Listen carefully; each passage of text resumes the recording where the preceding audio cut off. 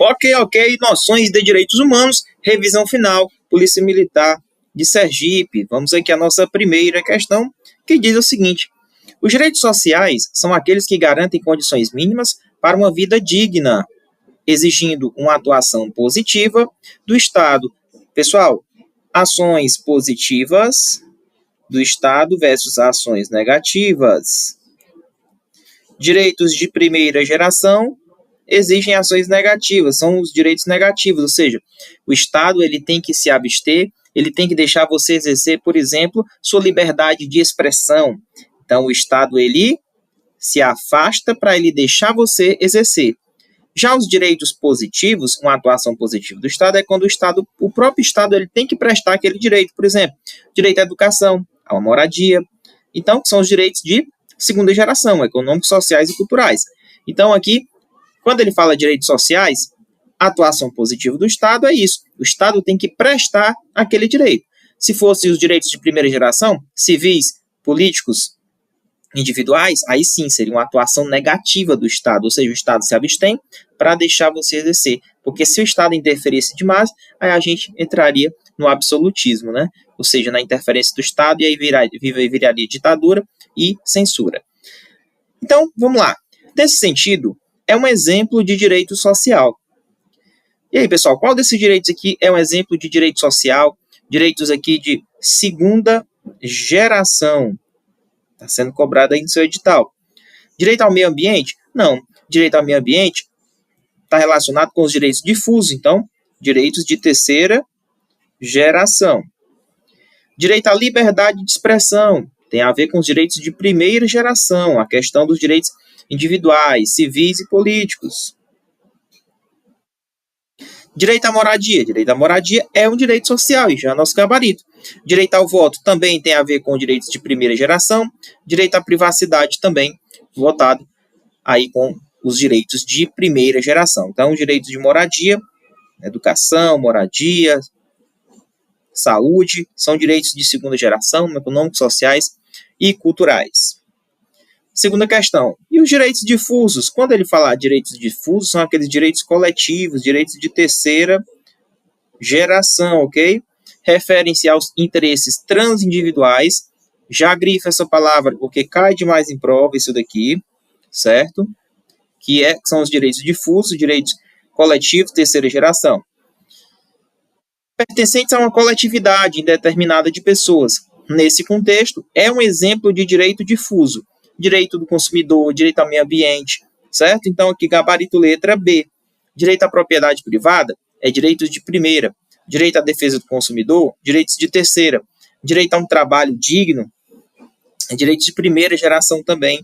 Direito à saúde individual também tem a ver com direito de segunda geração, né? Direito ao voto, direito de primeira geração. Então, direitos difusos, direitos coletivos, tem a ver com terceira geração, direitos transindividuais, ok? Letra B de bola. Vamos aqui prosseguindo. Os direitos humanos evoluíram ao longo do tempo, sendo classificados em gerações.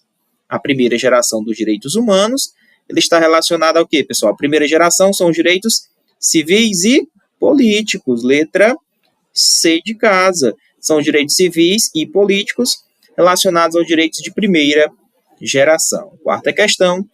De acordo com o artigo 1º da Constituição Federal, quais são os fundamentos da República Federativa do Brasil? É o Sócio de Vaplu. Soberania, cidadania, dignidade da pessoa humana, valor social do trabalho e da livre iniciativa e o pluralismo político. Então, aqui são todos os fundamentos da República Federativa do Brasil. E essa questão pode cair na prova de vocês, tá? Aqui é revisão final, apostas, ok? Então, tá aí, ó. Quais são os fundamentos da República? São esses aí que eu falei para vocês. Soberania, cidadania, dignidade da pessoa humana, valor social do trabalho, da livre iniciativa e pluralismo político. Quinta questão. De acordo com o artigo 3º, constitui objetivos.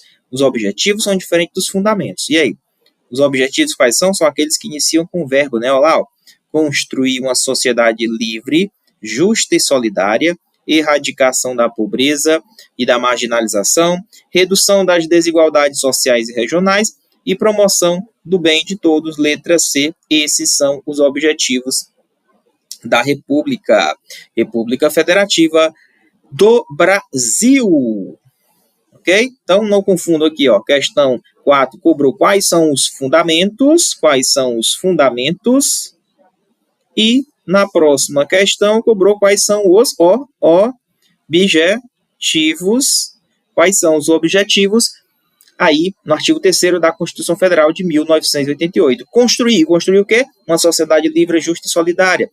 Erradicar a pobreza, marginalização, redução das desigualdades sociais e regionais, promoção do bem de todos. Próxima questão. Sobre a emenda constitucional número 45 de 2004, foi cobrada aqui no seu edital. Estabeleceu que tratados e convenções internacionais, então está aqui, tratados sobre o que, Muniz? Tratados e convenções internacionais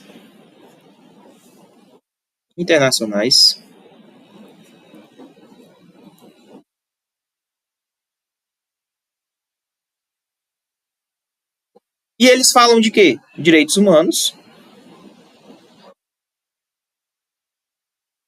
Falam de direitos humanos. Se eles forem aprovados em cada uma das casas do Congresso, seja no Senado e na Câmara, né, as duas casas,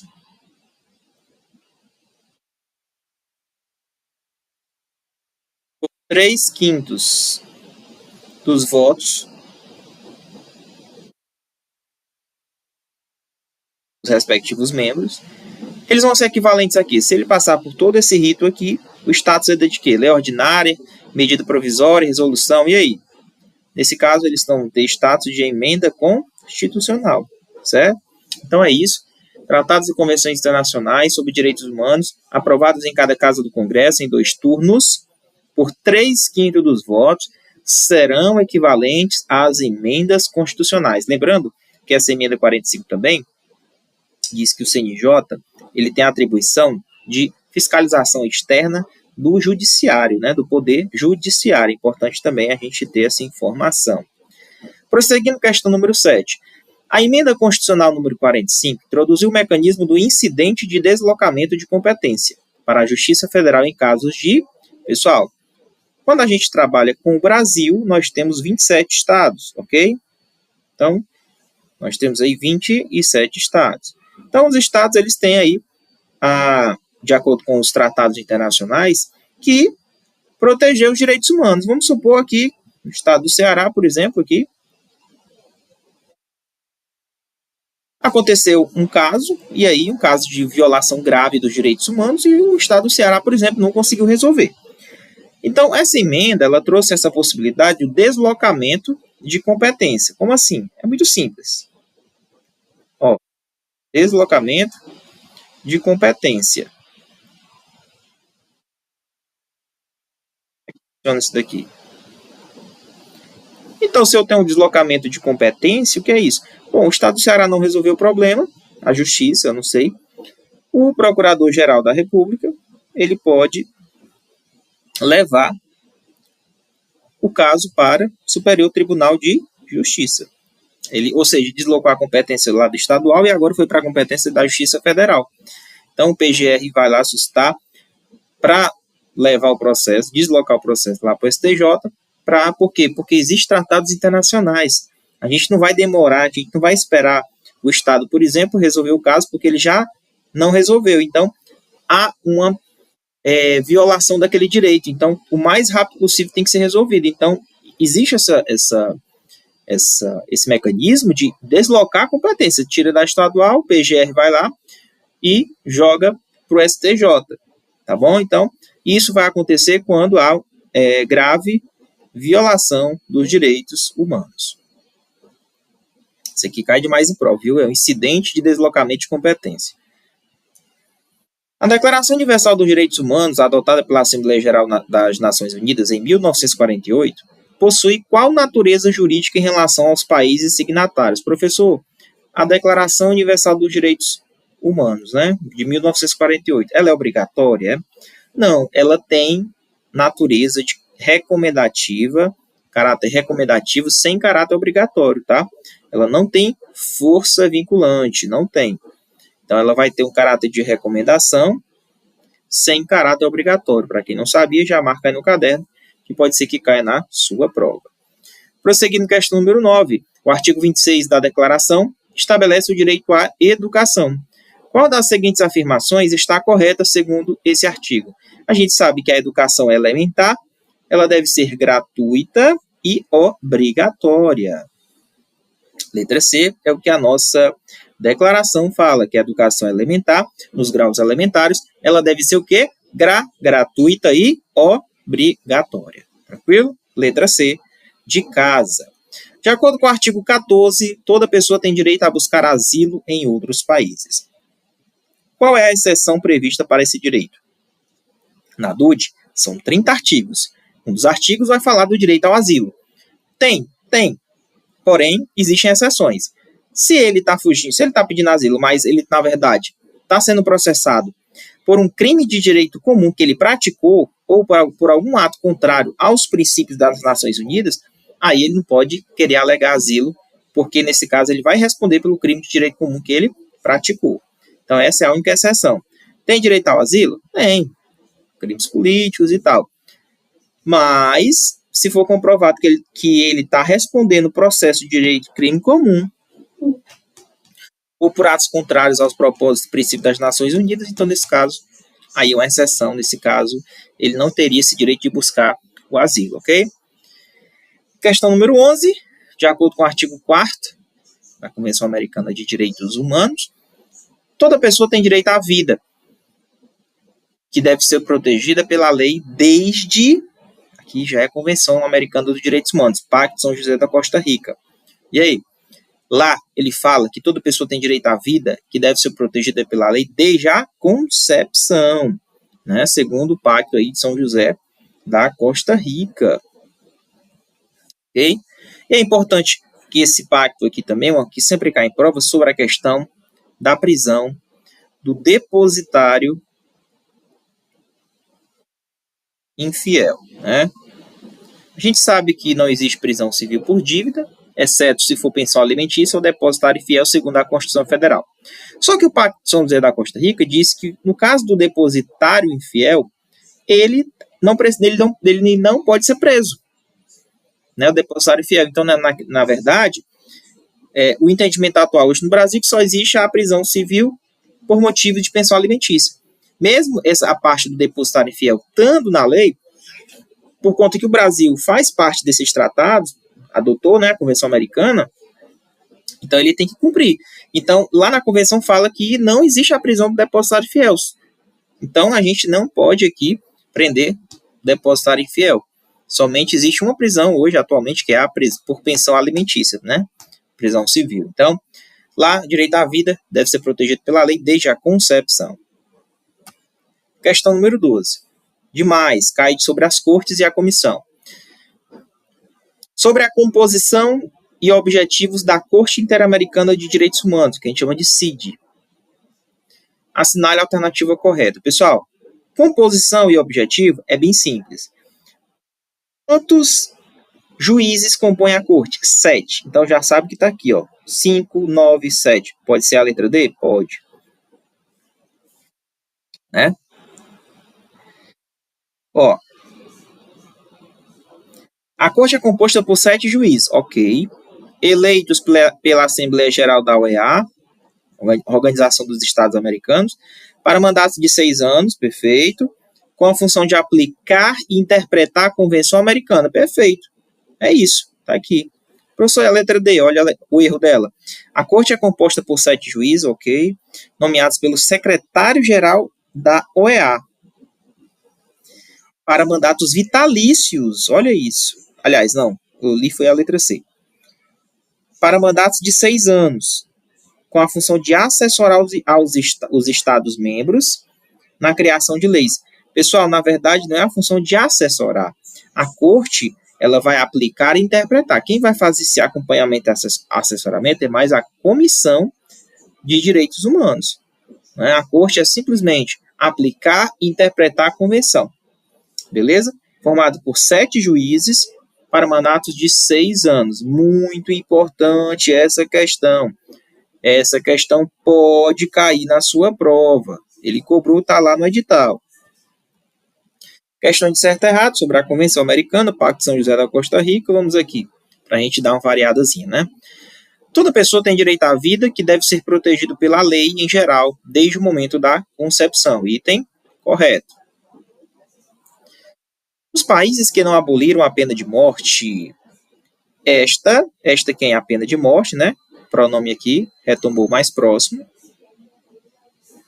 Pode ser aplicada para qualquer tipo de delito. Não é qualquer tipo de delito, e sim a pena de morte vai ser aplicada nos delitos mais graves, ok?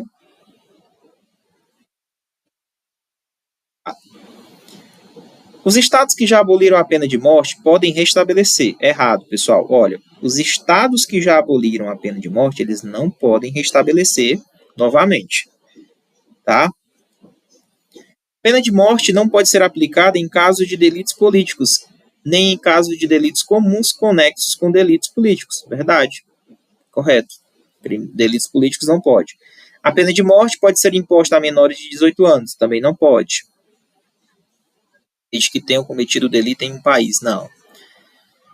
Pode. Menor de 18 e nem maior de 70. Mulheres grávidas não podem ser submetidas à pena de morte, mesmo que tenham cometido delitos considerados gravíssimos. Item corretíssimo. Uma pessoa condenada à morte não tem direito a solicitar indulto ou comutação de pena, pois a sentença já é definitiva. É errado, pessoal. A pessoa que está sendo condenada à morte pode sim, tem o direito de solicitar o indulto ou comutação de pena. Item errado. A execução da pena de morte deve ser suspensa enquanto houver pedido de anistia ou indulto pendente de decisão pela autoridade competente. Item corretíssimo. Então, a execução da pena de morte fica suspensa enquanto houver pedido de anistia ou indulto pendente de decisão. Questão número 9. A Comissão Interamericana de Direitos Humanos é composta por 7 membros eleitos a título pessoal pela Assembleia Geral da Organização dos Estados Americanos. Item correto. Membros da Comissão Interamericana podem ser eleitos por um mandato de 4 anos, ok. Comissão, né? Corte é 6. Sendo permitida a reeleição ilimitada. Aí não, uma única vez. Uma única vez, ok? Errado. Qualquer pessoa ou entidade não governamental legalmente reconhecida em um ou mais estados da OEA podem apresentar petições à comissão alegando violação de direitos humanos por parte de um estado parte. Correto. Foi o que aconteceu no estado do Ceará, né? Que deu criação aí à Lei Maria da Penha. Mas é isso. Se faz parte dos estados membros da OEA, pode apresentar petições à comissão. Questão número 12. A Corte Interamericana é composta por 7 juízes eleitos em votação secreta, sendo que os juízes devem ser nacionais dos estados, ou seja, tem que fazer parte dos estados que fazem parte da OEA. Correto. 7 juízes.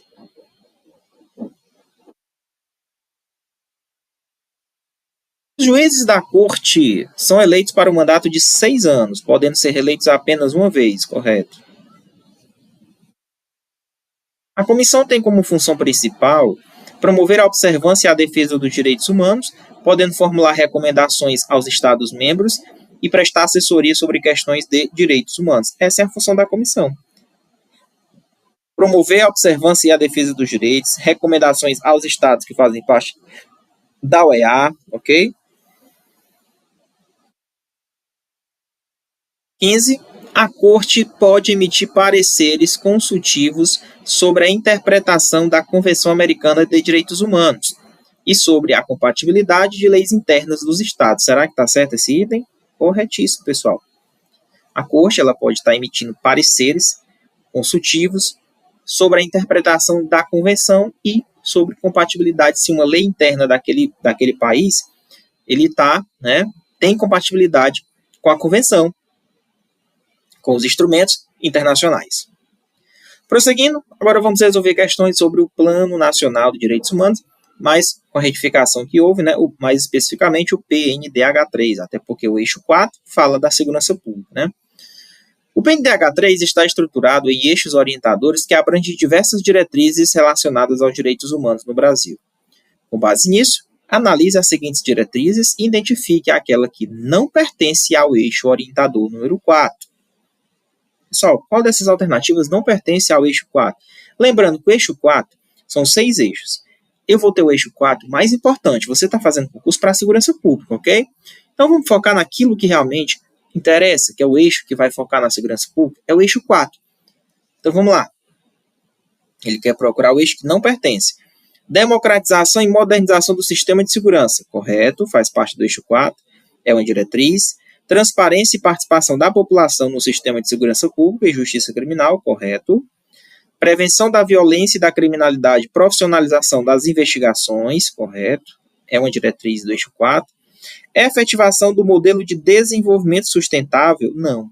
Aqui, pessoal, efetivação de modelo de desenvolvimento sustentável está lá no eixo 2. Fala lá de sustentabilidade de direitos humanos, tá bom? Então aqui já está errado. Combate à violência institucional, com ênfase na erradicação da tortura e na redução da letalidade policial e carcerária, correto?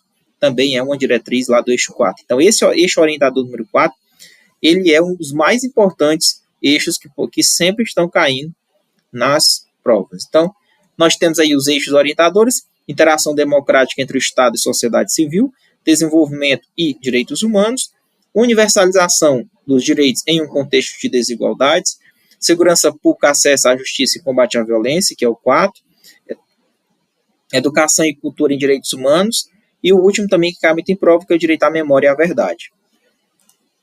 Agora aqui algumas questões, modelo certo e errado.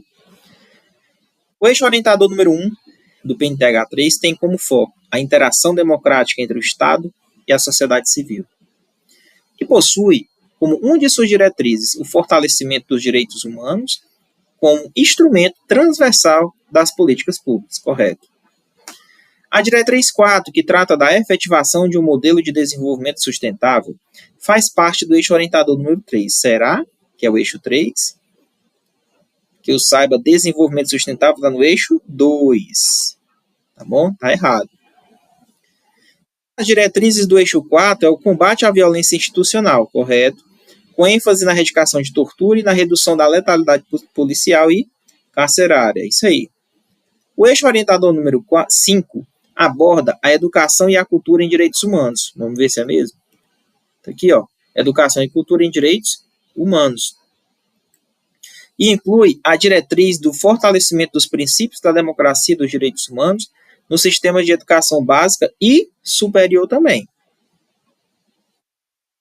O eixo orientador 6, sobre o direito à memória e à verdade, inclui a diretriz de modernizar a legislação relacionada à promoção do direito à memória e à verdade, fortalecendo a democracia. Item correto. A transparência e participação popular no sistema de segurança pública e justiça criminal são diretrizes do eixo orientador número 5. Será que é o 5? Transparência e participação popular no sistema de segurança, pessoal, aqui seria o eixo 4, confere. Transparência e participação popular no sistema de segurança pública e justiça criminal são diretrizes do eixo 5, vamos ver. Não. Transparência e participação popular no sistema de segurança pública está dentro da parte do eixo 4, né, que fala de segurança pública. Próxima. O PNDH3 não prevê parcerias com outros órgãos federais. Errado. Para implementação de ações relacionadas aos eixos orientadores. Pessoal, é um conjunto todo. Ok? Então, colegas, essa foi uma revisão. Eu acredito que pode cair na sua prova alguma questão com algum tema que a gente abordou aqui, né? Foquem nos princípios. Aliás, foquem nos fundamentos da República. Fundamentos da República Federativa. Foquem nas gerações dos direitos humanos. Foquem nas características dos direitos humanos. Foquem no Pacto de São José da Costa Rica, né, que é a Convenção Americana dos Direitos Humanos. Foque na emenda número 45 e também dê uma olhada no PNDH3, todos os seus eixos, e também você vai dar uma olhadinha básica da básica, como eu já falei, fundamentos, gerações, características, convenção, emenda 45, PNDH3. E, por último, e aí, o que vocês acham? Declaração Universal dos Direitos Humanos. Só são 30 artigos. Então, é isso que vai cair dentro da sua prova, que está lá no seu edital, certo? Se quiser adquirir a nossa plataforma de questões reta final, entra aqui no WhatsApp, no número abaixo, e você adquire para resolver questões até o dia da sua prova, tá? Lá tem questão de todos os assuntos. Conhecimentos gerais, legislação, atualidade, matemática, português, enfim, tá excelente. Grande abraço, até a nossa próxima aula.